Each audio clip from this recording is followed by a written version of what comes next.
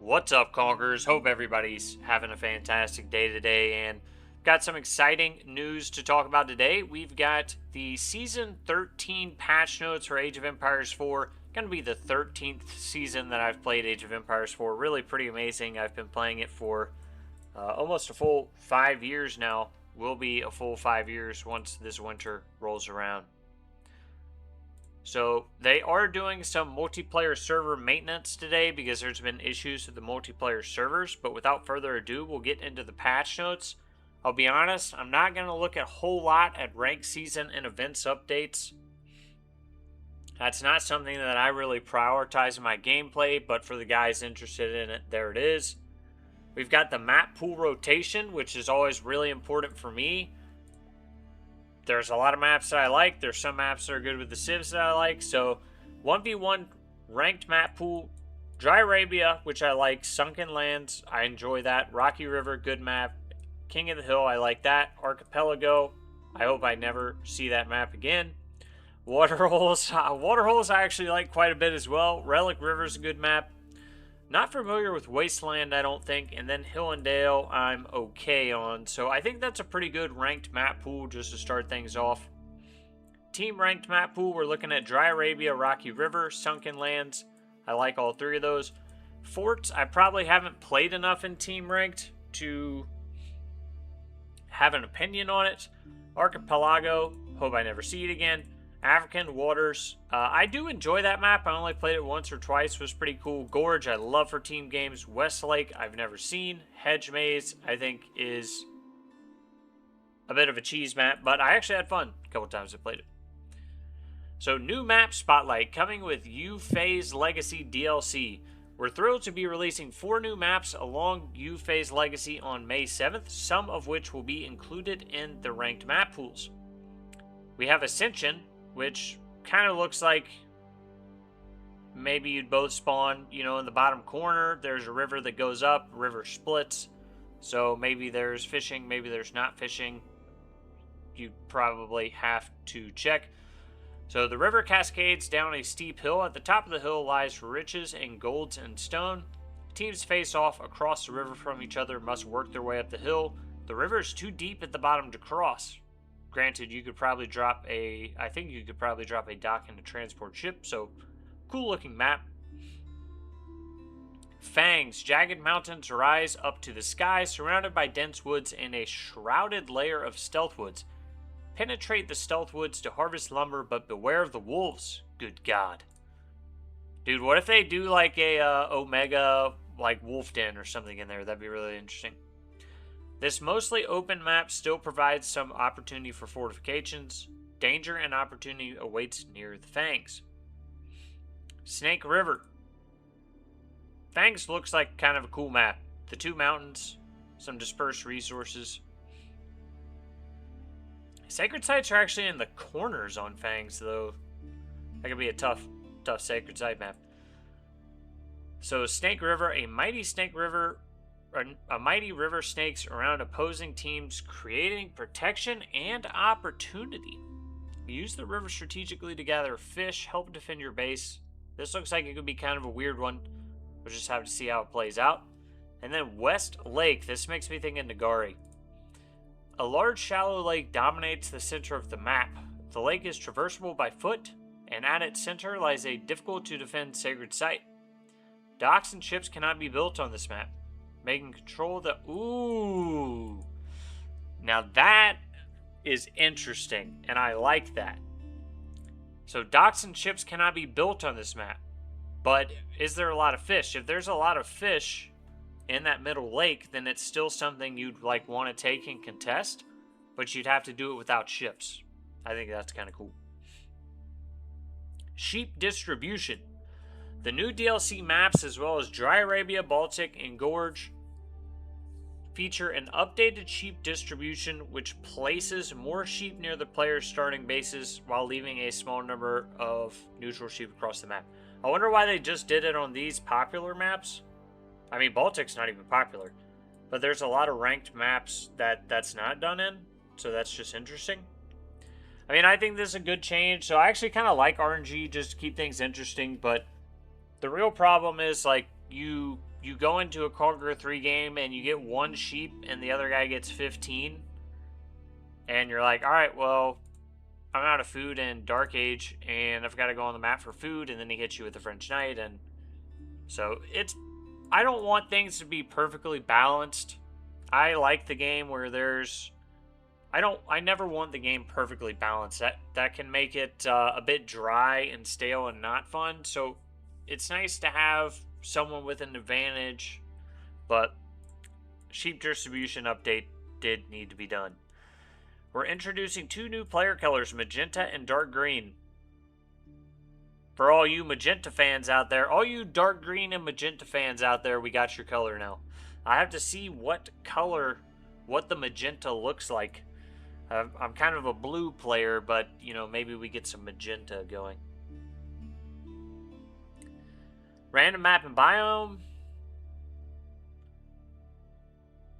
Parties no longer automatically break up. Parties will remain intact once a match is ended, so they can more easily get back into a match together. This should have been done Season 1, but I'm glad to see that has been done.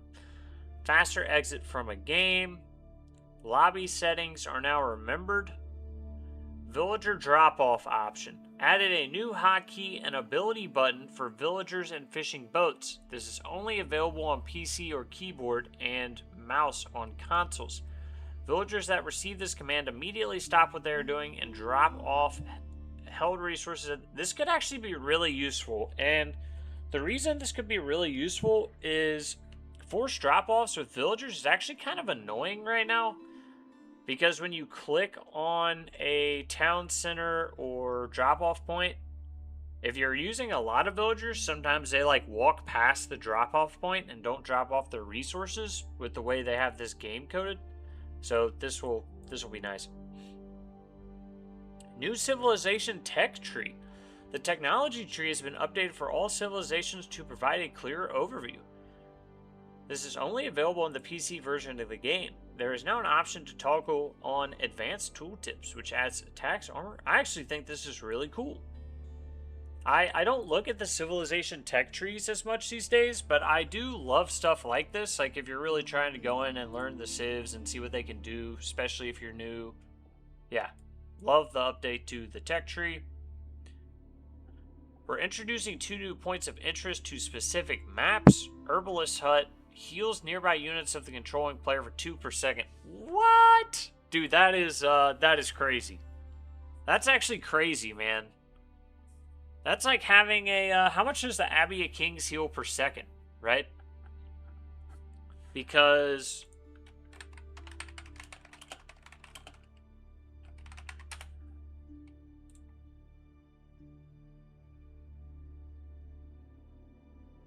Abbey of Kings does 6 HP per second, so that's a pretty serious amount. Abbey of Kings is a lot stronger, but still, this is pretty cool. If you didn't have any healing, you can take that and heal. Ancient Stele contains the technology Ancient Knowledge, which increases the health of all current buildings and military units by plus 5%. This technology can be researched multiple times and does not affect newly trained units. That's very interesting. Visual improvements. Not going to go over that too much. AI update for our AI players out there. Hotkeys. UX UI. Fix main menu stuttering and blocking input. Alright, let's get to the maps. Map specific changes. Baltic fixed a map bug which could cause a crash on Baltic in 2v2 matches. Ocean Gateway.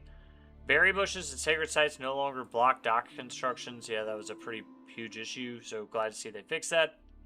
General balance and bug fixes. Landmarks now have to be fully repaired to regain their sight. Good fix. Relics will now keep track of their cooldown when placed in a monastery instead of refreshing. When removing a relic with a monk, the one which has been in the building for the longest will be removed. Okay, that's actually really cool. So, yeah, I like that change a lot. Basically, you know, the relic that is going to have the least amount of cooldown left, or what they say, basically the relic which has been in there the longest, will get picked up. That's very nice quality of life change. Villagers in the Forgotten Ruins points of interest will no longer be ungarrisoned by the... Okay, yep, good bug fix. Corrected a bug which caused the Ronin to not use voice lines. It's a good bug fix, but not that important. Sheep can no longer be assigned to building blueprints. Yeah, this has been a bug for a really long time. And so what people would do basically is if like their scout died, they would just throw down a building blueprint and they would move their sheep and assign their sheep to it so their sheep couldn't get taken. When playing the Season's Feast game mode, Chinese and Juji Legacy players will now receive a nest of bees instead of a mangano. Fixed multiple crashes specific to console. Fixed a bug where the camera would become frozen after opening the mini-map from radial menu. Dogs will no longer attack elephant workers when nearby. That's hilarious. I didn't know they'd do that. So, a design update / rework. Juji Legacy Landmarks. The Meditation Gardens now increases the amount of resources in nearby deposits before granting a burst of resources. What? Let me read that again. The Meditation Gardens now increases the amount of resources in nearby deposits before granting a burst of resources. I don't think the Meditation Gardens... So, does it no longer gain passive resources? I'll have to test it out. I think this means it no longer gains passive resources. This is its function now. The Jiangnan Tower, I don't know how that's pronounced, now produces units from a selection of different armies. Progress towards the next army is granted whenever a unit is produced. That's kind of cool. It's kind of like a Ottoman military school landmark almost. That's probably going to get a lot more use than the old Jiangnan Tower. And you can probably do like a legit feudal push with it now. Dude, the Wolf Den. This is what I'm waiting for right here, boys. The Wolf Den gameplay update. Wolf Dens now only spawn 5 pack wolves. Spawn delay. Burn bounty. Holy crap, they reduced the burn bounty, bro.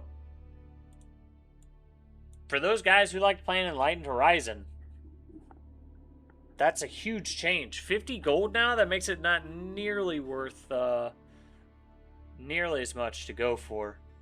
Oh, but the wolves give plus 15 gold when defeated. Okay. So now you actually want to kill the wolves. You might actually want the wolves to spawn for a bit and then you bring them down. Additional wolves spawn at increased health thresholds. Pack wolves now retaliate to the closest attacker rather than chasing. Yeah, so there was a strategy on Enlightened Horizon where you would put your scout in front of the wolf den. And when you burned the wolf den, wolves would come out and they would just chase your scout around. You could run your scout around in a circle and he would never get hit and your spearman would destroy the den. So now you actually have to fight the wolves. I think that's a good change. Balance and gameplay changes all civilizations. This did not need to happen. I'm gonna be honest. This is a bad change, bro. Town center cost reduced? Are you serious? Have they seen the Abbasid dynasty?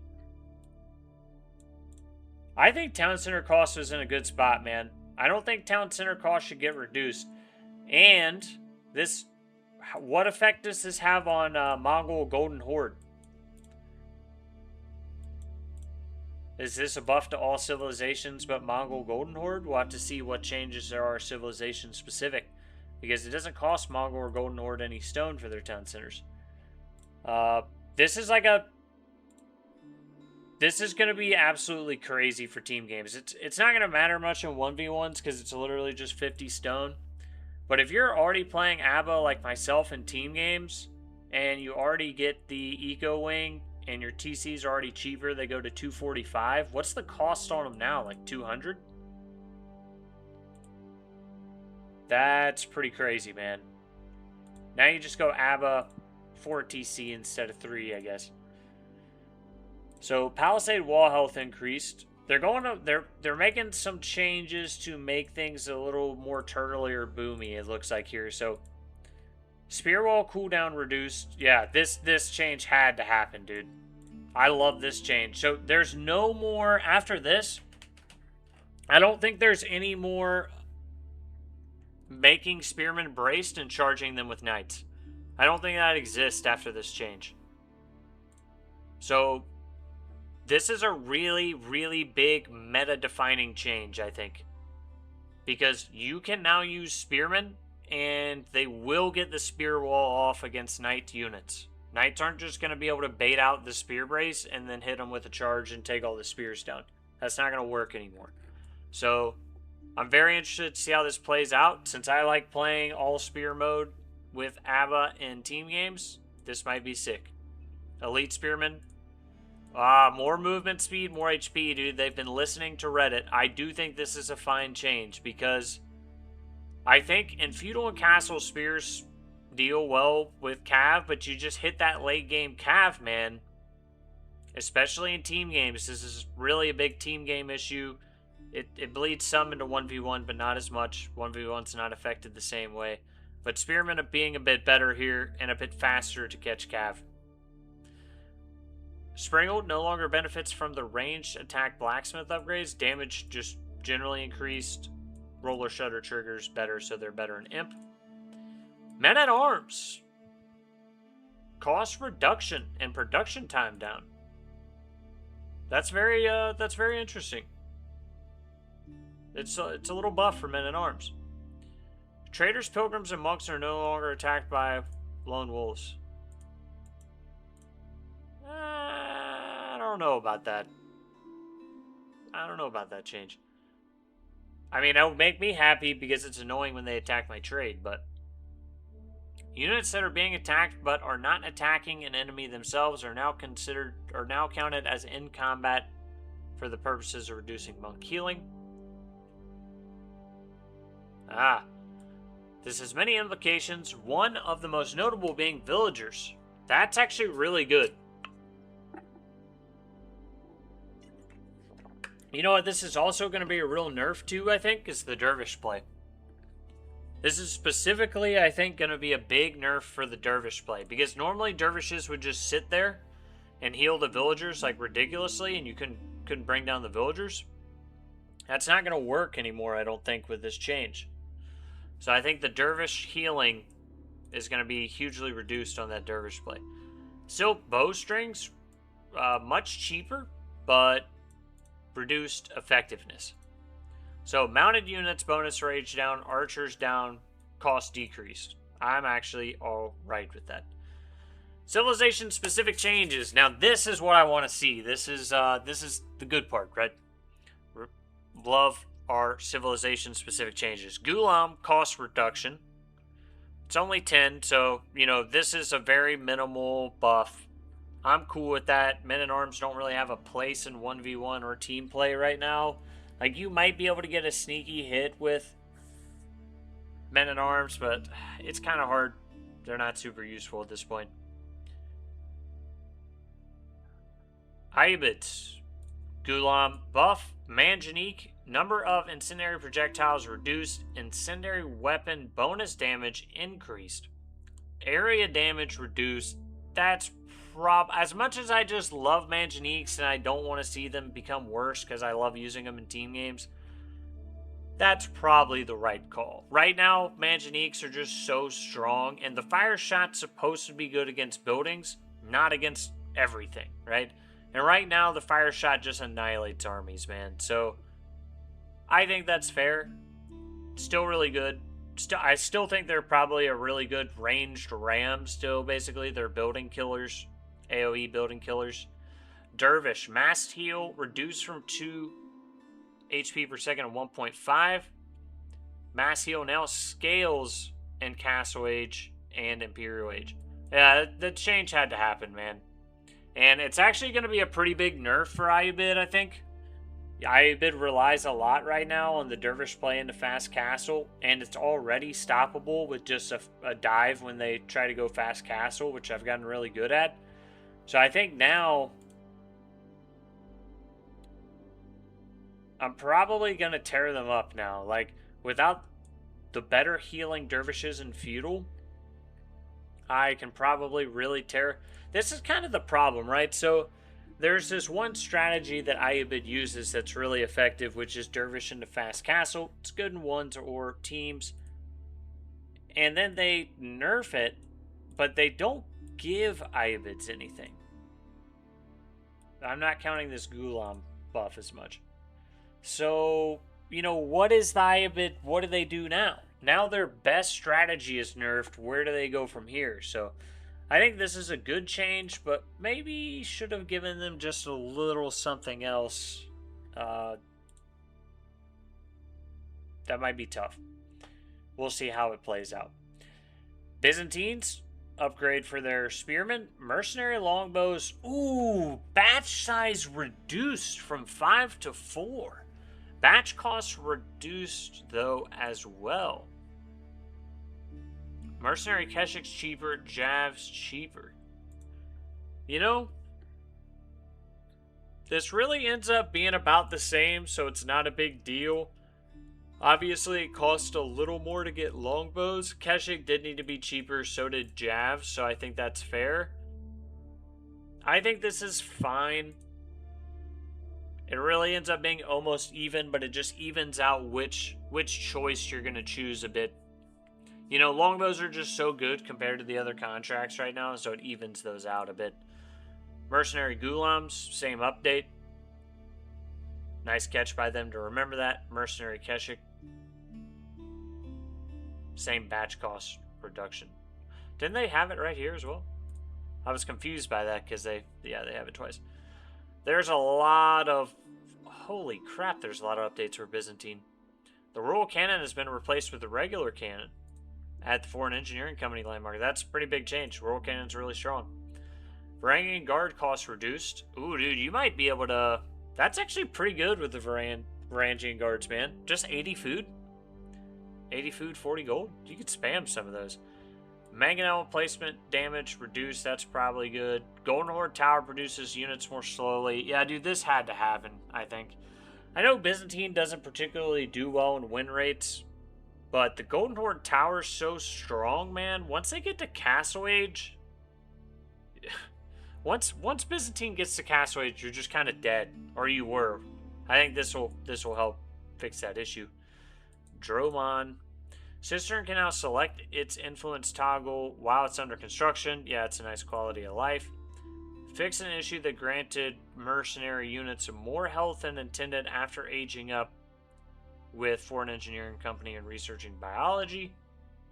Mercenary nested bees now benefit from additional barrels. Good fix. Fix an issue that prevented Camel Rider from benefiting from the camel handling upgrade. I don't remember which one that is. That might be the speed increase. We're going to skip through the last couple of those. So China. What updates do we have with China here? Taxes. No longer deposits 1 gold each time a villager drops off, regardless of how many resources they are carrying. That means this is actually huge. Instead, drops off taxes are now generated at 8% of the total resources dropped off.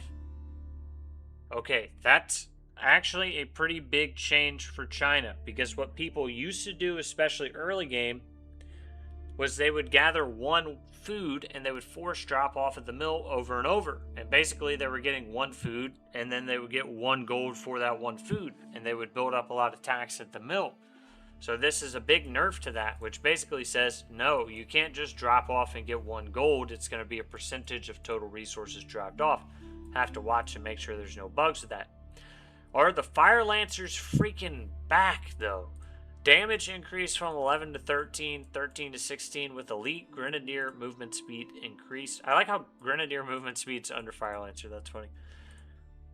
Palace Guard, cost reduction. Same, in line with the other men-at-arms. Attacking with Great Wall Gatehouse now causes its nested bees to target or attack that target.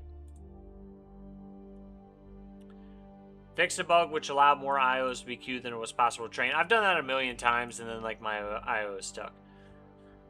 So Delhi Sultanate, the Tower of Victory now correctly grants 20% attack speed.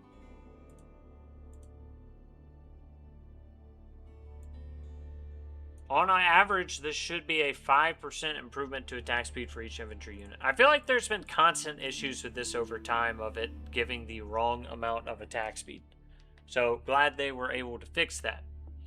Moving on to the English. I'm getting nervous for what the Mongol changes are, if there are any. English, call to arms production time bonus for men at arms reduced from 50% to 40%. That's probably fair because the production speed for just general men at arms was reduced. White Tower garrison slots reduced. Ooh, that's a good change, man. The White Tower is really good for Turtle and for White Tower Rush right now. The King's Palace now produces villagers 10% faster. Yeah, you're going to see... That's really interesting. That's really interesting. I think you're going to see more people go for King's Palace now.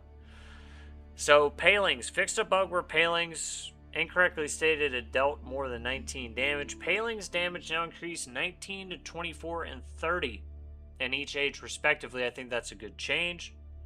French. Free traders spawned from the Chamber of Commerce are now trained instantly. That's a pretty good change. I think that is a pretty good change. It gives the Chamber of Commerce a little more viability. Like, the trainers are going to come out faster. The eco is going to be going faster. Golden Horde. Starting wood reduced from 225 to 200. I do not think that was necessary. Production edict reduced from 20% to 15%. Men at arms, same upgrade. Uvu offering bonus, stone generation reduced. Uvu ceremony bonus, stone generation reduced. Town center cost reduced. Perfect. That's exactly what I was looking for. So if you go to DC, you know, they made the change where there was a stone reduction. Town center's actually a lot cheaper now, man. So, yeah, 750 wood for Golden Horde or Mongol. Not bad. Not too bad, man. Armor granted by padding armor reduced 2 to 1. Scouts trained from stables now train in a batch of 1 rather than 2. But did you fix the production time? That's the real question. Did you fix the production time from the stables? Reinforcement upgrades now properly apply to newly constructed buildings. Hallelujah. That is a massive buff for Golden Horde. It's not really a buff because it should have been working anyways, but yeah, that's huge. That is huge. Overall, I think kind of a draw for Golden Horde. They had some nerfs, which I didn't expect. I didn't think Golden Horde was too strong or anything. But this reinforcements being back is great. HRE Launch Connect, HP increase. This, I'm surprised actually, and I think HRE mains are going to be surprised too. That's not enough for HRE right now, man. I'm going to be honest. The power creep and what other civilizations have been getting is real. I don't feel that HRE is in a great spot. They used to be one of my go-to civs. They're just not strong enough now, man. And they're super reliant on the relics with regnants. They don't have a whole lot else going for them these days. I'm surprised that they didn't get... I'm not saying, like, you know, way over buff them and then everybody freaks out about how OP they are, but we maybe could have given a little bigger buff is all I'm saying. House of Lancaster, who, yeah, has been struggling as of late. Manor costs reduced by 50. Earl's Guard, same cost reduction, production speed as other men-at-arms. Dagger throw, cooldown increased, yeah. I honestly would just be fine if they removed the dagger. White Tower garrison slots reduced. King's College discount increased. Will be interesting to see if more people go for the King's College.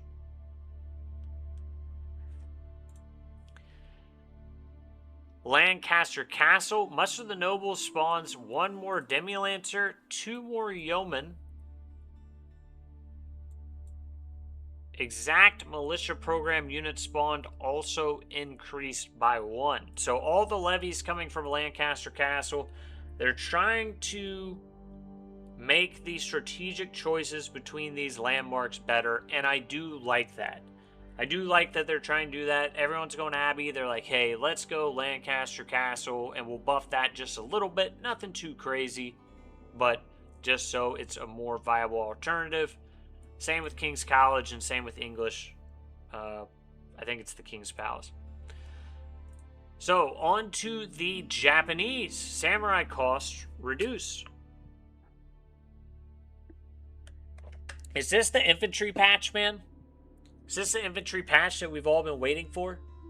Spearmen? Spearmen are back, baby. Men-at-arms are back. It's actually pretty small for men-at-arms, but for spearmen, I think it's kind of massive. Bannerman costs reduced. Shinobi ranged armor increased. That's very interesting, actually. Shinobi ranged armor increased by 1. Temple of Equality. I'd have to look this up. 5 Mountain Ministries technology is now granted immediately, but should make that a more viable landmark as opposed to the floating gate.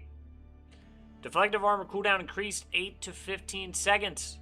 Yes, that needed to happen. I think this is needed to happen for Japan since the Civ came out, and I assume the same is going to be with Sengoku. Shinobi can no longer use sabotage on indestructible points of interest. Fixed a bug causing existing spearmen to lose the Yari weapon when upgraded to Hardened Veteran or Elite. Jeanne d'Arc. Jeanne's champion, cost reduced. Production time reduced. Free traders, same upgrade as French with the Chamber of Commerce. Fix an issue where Jeanne d'Arc would not benefit from the companion equipment upgrade if it was researched from the blacksmith. Good changes. KT. Connotario damage reduction versus gunpowder damage increase. Oh, improved from minus 33% to 50%.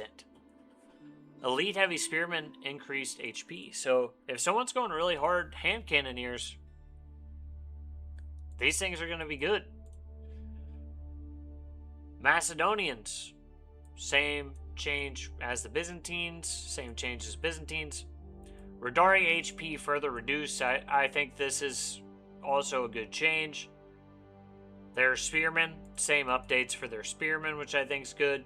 Imperial Hippodrome, Hippodrome Scout, Horseman, Radari, all HP reduced. I think those are probably fine changes. It's not overly nerfing them. I actually kind of think Macedonian's in a fine spot right now. It's not over nerfing them, though.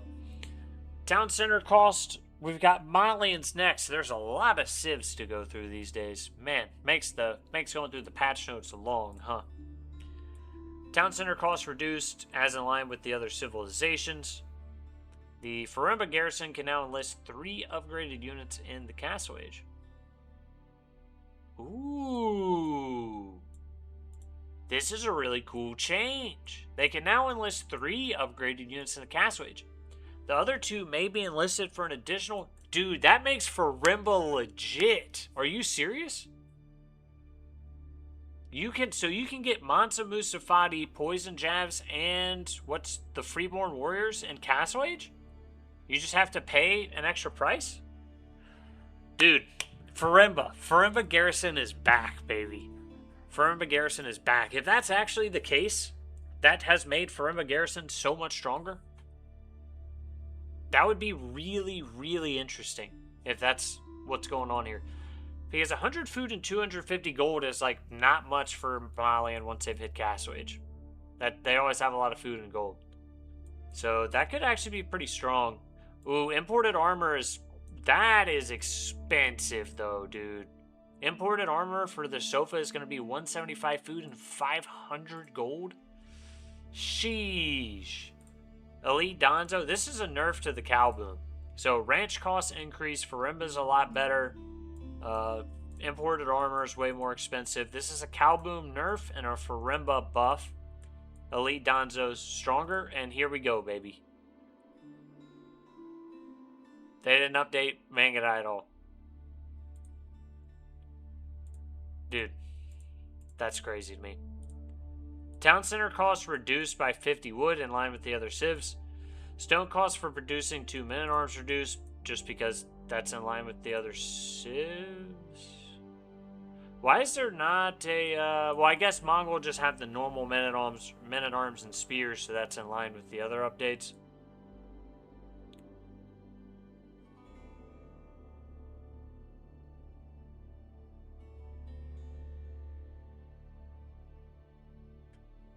Bro, how did Mongol just get nerfed again?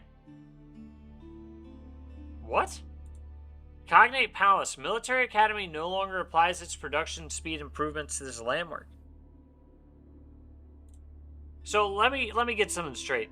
The two probably worst civs in the game, HRE and Mongol. HRE gets 5 HP on their Lance Connect, and Mongol gets nerfed. These buffs are not, they're buffs for everybody. These are not really buffs. So there's already the changes for the men-at-arms and spears and the town centers. But now Military Academy doesn't work for Cognate Palace. That's insane, dude. That is actually insane. Why do they not want anyone to play HRE or Mongol right now? Bro, they left the changes to Mangadai? Yeah.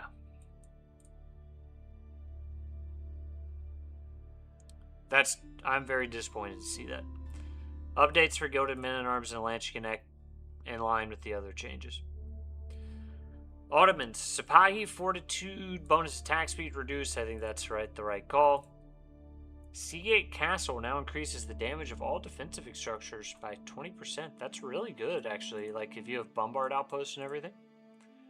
Nice, viable alternative, I think. Imperial Palace now increases Vizier experience gained and another Vizier point. So I think that's another. They're trying to balance out Imperial Palace with the Memon Imperial Armory, which I think is really good. Oh yeah, dude. I might be playing Ottoman, boys. If we can't get Mangadai with Mongol, we're gonna be going a Kenji system with the Ottomans. This is actually kind of big deal, man. So I screwed around with this a bit before, but the problem was the horse archers come out at tier 2. But now you get a Kenji at tier 1. Oh, and they moved Anatolian Hills to tier 2. That's a pretty big change. So, yeah, dude, you might be able to go Ottoman at Kenji. I'm 100% going to try it next season. And just try, like, Dark Age Rush with Ottoman with spears. You'll get the Vizier points by the time your first point by the time you get to, like, let's say Feudal. And then you just go a Kenji, man. And then you produce those suckers. Then you produce those suckers from the military schools, too. We'll have to see how it works, man. I know they're kind of expensive, but I'm very interested to see how that works. I might try the Akinji build. Sultanate Trade Network. Trader income increased when their garrison. Istanbul Observatory nerfed a little bit. And Ottoman Siege Workshop. Cost reduced. Corrected. So we've got the Rus next. We've got Abbey of the Trinity. Fervor costs research time reduced greatly here. Kremlin. Militia levy costs reduced, so you're might see some more Kremlin gremlins. Upon reaching the castle age, the levy now spawns an extra militia hand cannoneer. Whoa. Palisade wall increase. Sengoku, dude, nerf him to the ground. No longer receives survival techniques for free at the start of the game. I didn't even know they got that. That's insane. Samurai cost in line with the others. Mounted Samurai cost increased by 10 gold. That's not very significant. Samurai bow upgrade cost reduced. Damage increase. I think this was probably fair. So the Yumi bow upgrade for the Samurai was like really bad. I mean, it wasn't even worth getting. That's how bad it was. So I think the damage upgrade cost reduction is probably fine. Deflective armor cooldown increased.